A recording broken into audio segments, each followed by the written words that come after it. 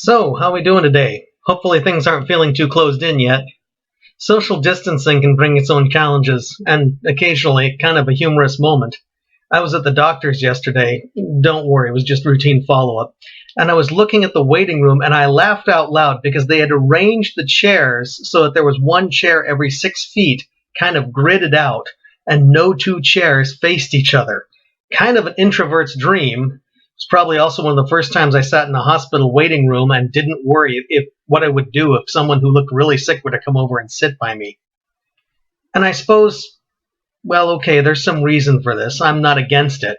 At the same time, the Lord said it was not good for a man to be alone. Now, if you have a family, you're not alone, but we're people who naturally do better in society. We're made to interact with each other.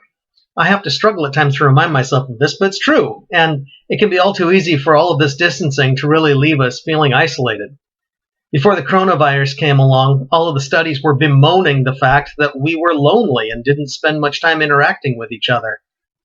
This now can't be that good for us, and it isn't. Christians in history often found themselves challenged at the thought of living often alone from everyone else. Some were tempted to try and be hermits, but then they found that there was another challenge. It turns out that you can't live out the command to love your neighbor as yourself if you don't have a neighbor. And in many ways, I think they had a good idea and a right idea there. We need to be able to express God's love to each other and to serve one another and to care for each other. However fully that works out, even as they've requested that we stay isolated from each other in many different ways right now, now is the time to be pulling together, not being isolated apart emotionally. So pray for one another, first of all, but more practically, call one another, write one another.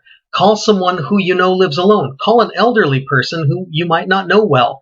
Don't just ask them if they're doing all right. Ask them questions about their lives. Ask where they grew up, what it was like, who their friends were, how the area has changed. Get to know one another.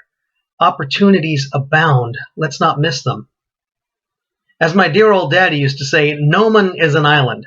No, really, see, there it is.